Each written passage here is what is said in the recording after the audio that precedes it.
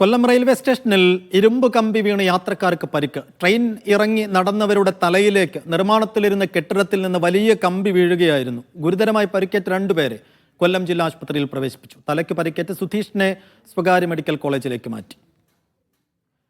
ജോ Rollins വിശദാംശങ്ങൾ നൽകും. അതിന് മുമ്പ് നടന്നു വരുമായിരുന്നു എൻട്രൻസിലൂടെ ഇറങ്ങാൻ വേണ്ടി. അപ്പം മേളിൽ നിന്നൊരു സാധനം എന്തോ വന്ന് വീണ തലയിൽ. എനിക്ക് അതൊന്നും മനസ്സിലായില്ല.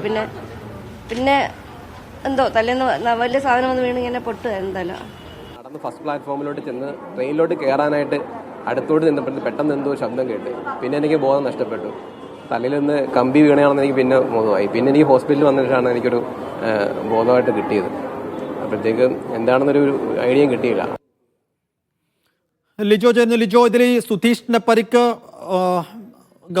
ഗുരുതര തരത്തിലുള്ളതാണോ? എന്താണ് സംഭവിച്ചതെന്നാണ് ഈ രണ്ടുപേരും പറയുന്നത്?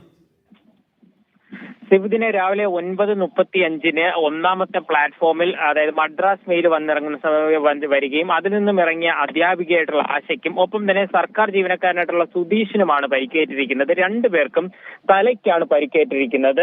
ഇതിൽ ഈ സുധീഷിന് ആഴത്തിലുള്ള മുറിവുകളും മറ്റും ഉള്ളത് കൊണ്ടാണ് ഇപ്പോൾ സ്വകാര്യ മെഡിക്കൽ കോളേജ് ആശുപത്രിയിലേക്ക് മാറ്റിയിരിക്കുന്നത്. രണ്ടുപേരുടെയും തലയിൽ CT സ്കാനും മറ്റുമൊക്കെ എടുക്കുകയും ചെയ്തിട്ടുണ്ട്.